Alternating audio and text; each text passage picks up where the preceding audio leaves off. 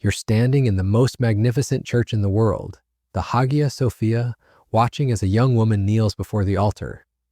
The year is 797 AD, and what you're witnessing isn't just another imperial ceremony. It's the moment a Byzantine empress becomes the first woman in history to rule the Roman Empire in her own name, not as regent or consort, but as absolute sovereign. Her name is Irene of Athens, and the path that led her to this unprecedented moment is soaked in blood, betrayal, and acts so shocking that even hardened Byzantine courtiers whispered about them in horror. But before we dive into this forgotten tale of ambition and brutality, if you enjoy uncovering the dark secrets hidden in history's shadows, consider hitting that like button and subscribing for more content like this. And please comment below to let me know where you're listening from. I find it incredible that we're exploring these ancient stories together from different parts of the world, connected across time and space by our shared fascination with the past. What you're about to hear isn't just another story of Byzantine politics. It's the tale of how a woman from a provincial Greek family clawed her way to absolute power through a combination of religious manipulation, political genius, and maternal cruelty so extreme that it defied every natural instinct. Irene didn't just break the glass ceiling of imperial power, she shattered it with the bones of those who stood in her way, including her own son. The woman who would become empress was born around 752 AD in Athens, a city that had long since faded from its classical glory but still retained echoes of its philosophical heritage. Irene came from a noble family, though not one of the great aristocratic houses that typically supplied brides for emperors. Her early life was comfortable but unremarkable, the typical existence of a provincial aristocrat's daughter in the 8th century Byzantine Empire. What set Irene apart wasn't her beauty, though contemporary sources suggest she was attractive, nor was it her family connections. It was her intelligence, her ability to read people and situations with almost supernatural precision, and most importantly, her complete lack of moral constraints when it came to achieving her goals. Even as a young woman, those who knew her noted something unsettling about her gaze, a coldness that seemed to calculate the value of every person she encountered. The Byzantine Empire of the 8th century was a world in crisis. The Great Plague had devastated the population, Muslim armies pressed against the borders, and most significantly, the empire was tearing itself apart over a religious controversy that would define the next century of Byzantine history. This was the iconoclastic period when emperors had banned the veneration of religious images, declaring them idolatrous and ordering their destruction throughout the empire. The iconoclastic controversy wasn't just about art or theology, it was about power. The monasteries, which controlled vast wealth and wielded enormous influence over the common people, were strongholds of icon veneration.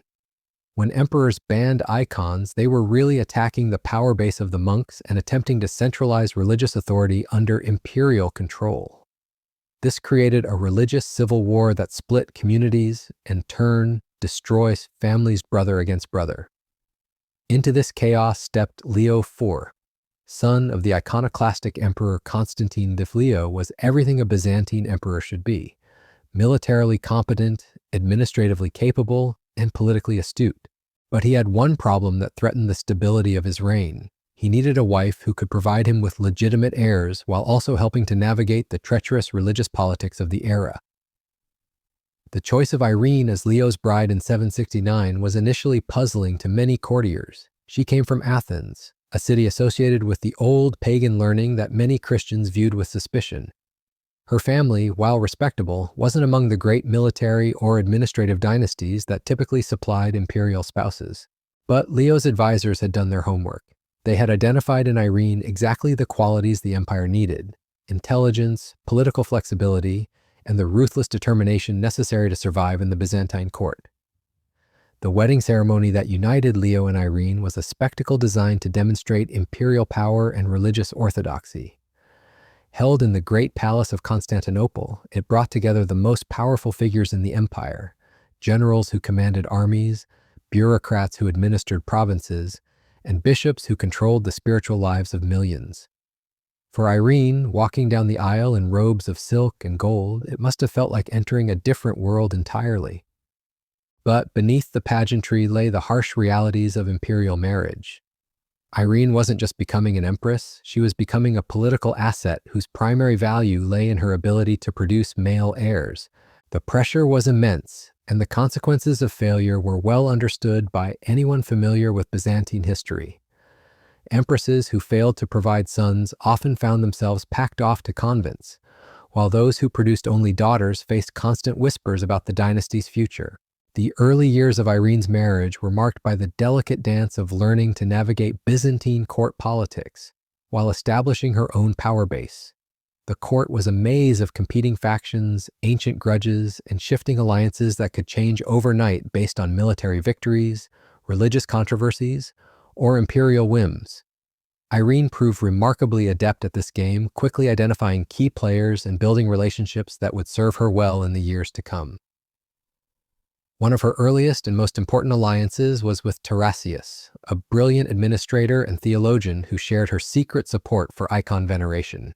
While Leo IV maintained his father's iconoclastic policies, Irene quietly cultivated relationships with monks, bishops, and laypeople who opposed the destruction of religious images. This wasn't just about religious conviction, though Irene seems to have genuinely believed in the power of icons. It was about building a political coalition that could support her future ambitions. The birth of her son Constantine in 771 transformed Irene's position within the imperial hierarchy. No longer was she simply the emperor's wife, she was now the mother of the heir, a role that carried immense prestige and, more importantly, provided her with a claim to power that couldn't be easily dismissed. The celebration that followed Constantine's birth was unprecedented in its magnificence, with Leo IV declaring a general amnesty for prisoners and distributing gold to the people of Constantinople. But even as Irene basked in the glory of providing the empire with its future ruler, she was already calculating how to position herself for the inevitable struggles that lay ahead. Byzantine history was littered with the stories of empress mothers who had been sidelined by ambitious generals or court factions once their sons came of age. Irene was determined that her story would be different. The transformation of Irene from provincial aristocrat to imperial insider accelerated dramatically during the 770s.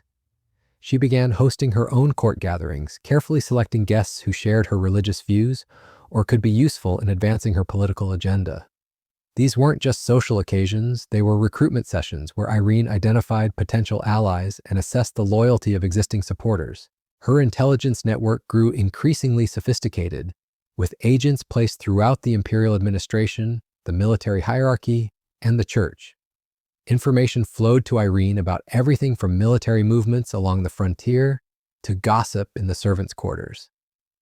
Knowledge was power in the Byzantine court, and Irene was accumulating both at an unprecedented rate. The religious question remained central to her long-term strategy.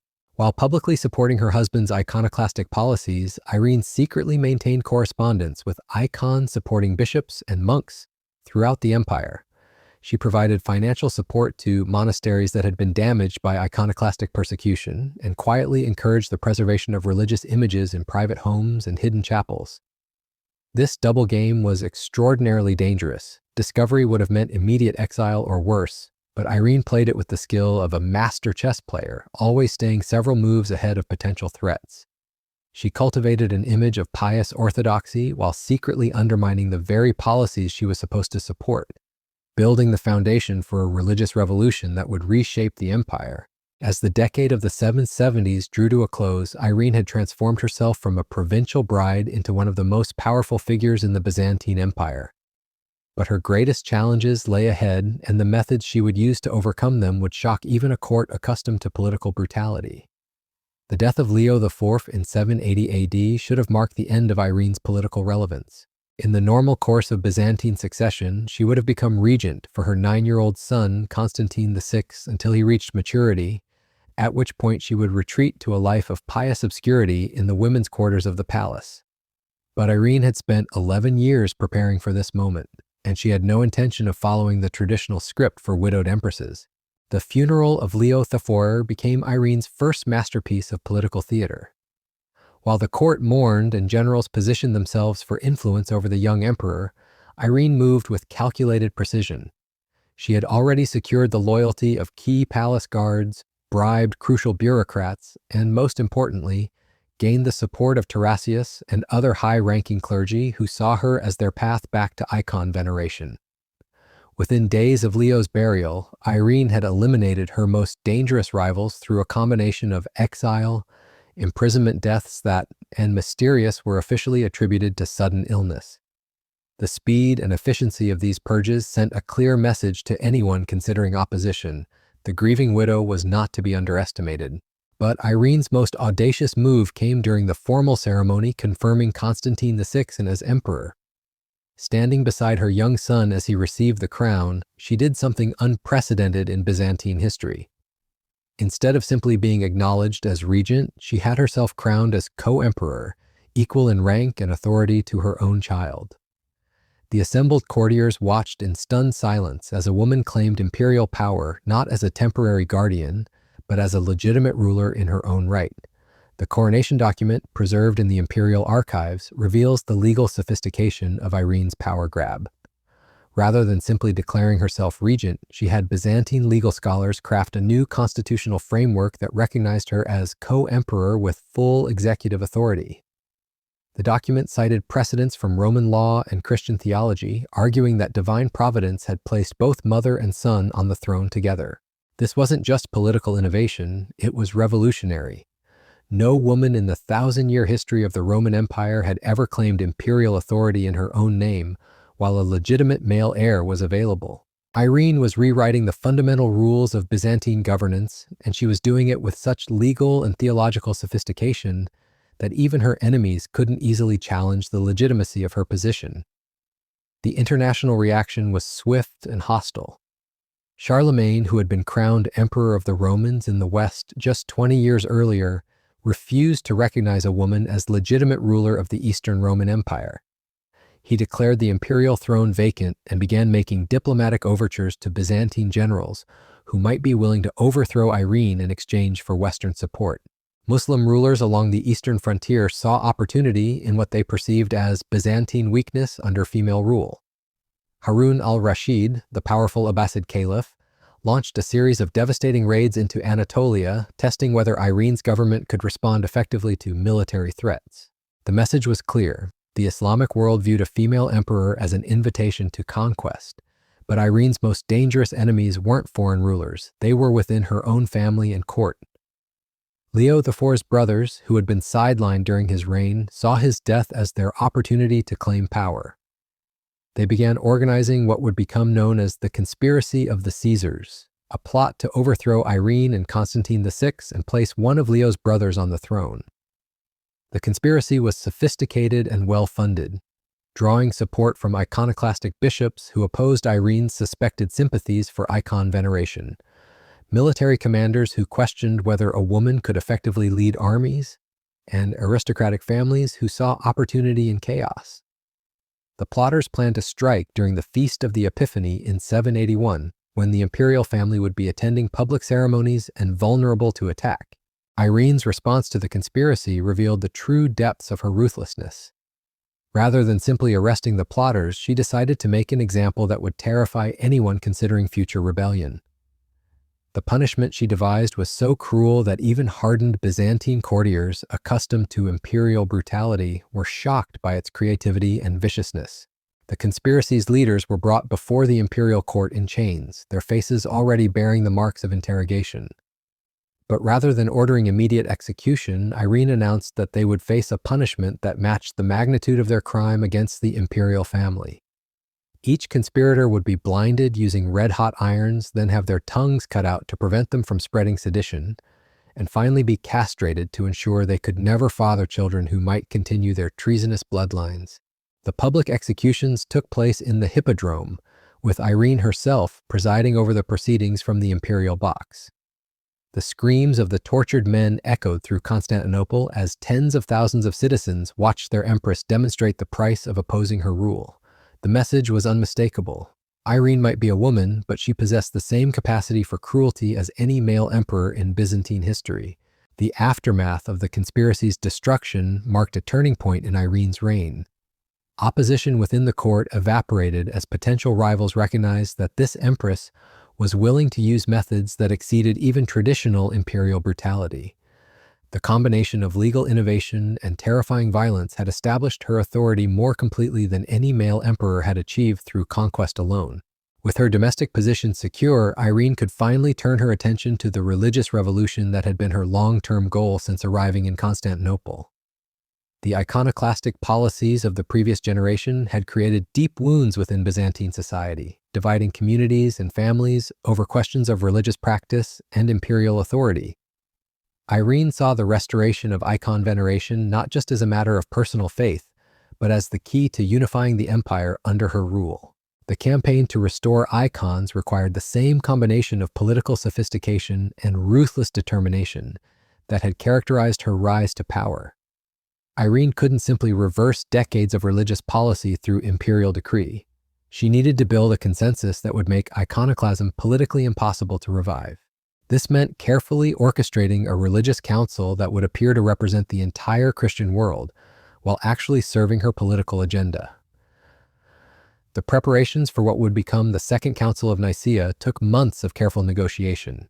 Irene's agents reached out to bishops throughout the Byzantine Empire and beyond, using a combination of theological arguments, financial incentives, and subtle threats to build support for icon restoration. The empress understood that religious authority had to appear independent of imperial coercion, even as she orchestrated every aspect of the process. And so we return to that moment in the Hagia Sophia where our story began. Irene kneeling before the altar, not as a regent or consort, but as the first woman in history to claim absolute imperial power in her own name. The path that brought her there was paved with the broken bodies of her enemies, the shattered loyalties of her family, and ultimately the sacrifice of her own son to her insatiable hunger for dominance. Irene of Athens achieved something that no woman before her had even dared to imagine. She rewrote the very foundations of imperial power and religious authority in one of history's greatest empires. But her triumph came at a cost that still haunts the imagination more than 12 centuries later. In her quest to become emperor rather than empress, she transformed herself into something that transcended even Byzantine standards of political cruelty.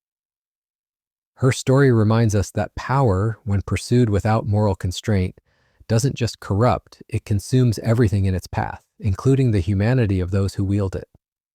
The woman who began as a provincial bride seeking security ended as a monster who devoured her own child to feed her ambitions. Perhaps most chilling of all, Irene's methods worked. She held absolute power for over 2 decades, reshaped an empire's religious identity, and established precedents that would influence Byzantine politics for generations. Sometimes, history teaches us the most terrifying victories belong to those willing to pay any price for power, even when that price includes their own souls.